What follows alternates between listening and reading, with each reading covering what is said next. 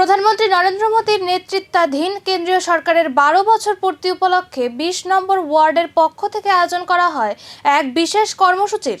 অনুষ্ঠানের মূল আকর্ষণ ছিল ছোট শিশুদের নিয়ে বসে আঁকো প্রতিযোগিতা, যেখানে বিপুল উৎসাহে অংশ নেয় এলাকার ক্ষুদে পড়ুয়ারা। এই অনুষ্ঠানে উপস্থিত ছিলেন এলাকার কাউন্সিলর রত্না দত্ত সহ অন্যান্য বিশিষ্ট ব্যক্তিবর্গ। আয়োজকদের দাবি, নতুন প্রজন্মের সৃজনশীল প্রতিভাকে তুলে ধরা এবং তাদের মধ্যে দেশপ্রেম ও ইতিবাচক মূল্যবোধ গড়ে তোলাই ছিল এই উদ্যোগের অন্যতম লক্ষ্য। এদিন মোট 140 জন শিশু প্রতিযোগিতায় অংশগ্রহণ করে রং তুলি আর কল্পনার মেলবন্ধনে মুখর হয়ে ওঠে অনুষ্ঠানস্থল।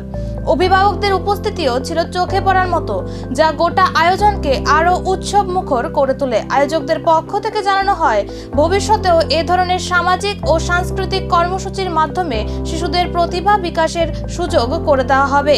অনুষ্ঠানের শেষে অংশগ্রহণকারী শিশুদের উৎসাহিত করতে বিভিন্ন সম্মাননা ও শুভেচ্ছা জানানো হয়। বছর পূর্তি উপলক্ষে আমাদের নরেন্দ্র মোদীজির যে কর্মসূচি আমরা নিয়েছি হাতে 20 নম্বর ওয়ার্ডের পক্ষ থেকে, আমরা গতকালকে স্বচ্ছ অভিযান এবং বৃক্ষরোপণ করেছি। এক পের মাকে নাম এই কর্মসূচি আমরা পালন করেছি। আজকে আমরা বসাকের প্রতিযোগিতা করছি বাচ্চাদের নিয়ে। তারপরে আমাদের 20 তারিখ যোগা হবে। যোগা আসনের পরের দিন আমরা সাংস্কৃতিক অনুষ্ঠান করব এবং জনসম্পর্ক আমরা একটা ডেট রেখেছি। আমরা নানা কর্মসূচির মধ্যে 20 নম্বর ওয়ার্ডের পক্ষ থেকে আমরা এই অনুষ্ঠানটি পালন করতে যাচ্ছি, কারণ আমাদের যশস্বী প্রধানমন্ত্রী স্বচ্ছতাই সবচেয়ে বেশি প্রায়োরিটি দেয়, স্বচ্ছতাই সেবা।